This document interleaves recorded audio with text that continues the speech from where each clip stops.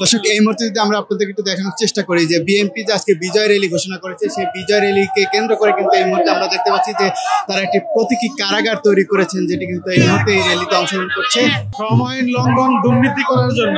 টাকা পয়সা লুটপাট করেছি, আমরা ক্ষমা চাই জনগণের কাছে। আমাকে মাফ করে দেন, আমাকে মাফ করে দেন, আমরা ভুল করতে না করি। আমরা তার ইতিহাস কাছে মাফ চাই, আমরা ক্ষমা করে দেয়। আমরা ভুল করব না, আমরা জনগণের টাকা লুটপাট করব না, আমরা আর কিছু ভুল করব না। RICL TMX, যুগের পর যুগ স্থাপনা থাকে মজবুত। আমরা বিএনপি কে 17 বছর অত্যাচার করছি, দেশের অত্যাচার করছি, জনগণের ক্ষতি করছি। আমাকে জনগণ যদি ক্ষমা করে দেওয়া হয়, আমরা তারেক জিয়ার কাছে ক্ষমা চাই, খালি বাংলাদেশে আসতে চাই।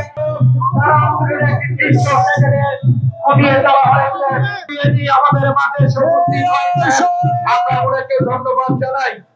সারা বাংলা ধানের শেষে সাবেক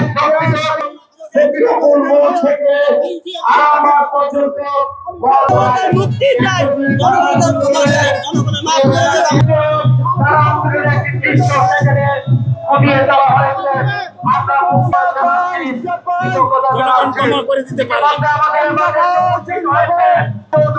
আমাদের মাঠে উপস্থিত হয়েছে, আমরা ওনাকে ধন্যবাদ জানাই। সারা বাংলা ধানের শেষে সাবেক বিএনপি সংগ্রামী